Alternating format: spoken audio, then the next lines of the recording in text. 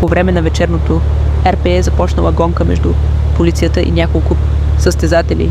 Всичко е започнало след отказ за спиране на полицейска проверка.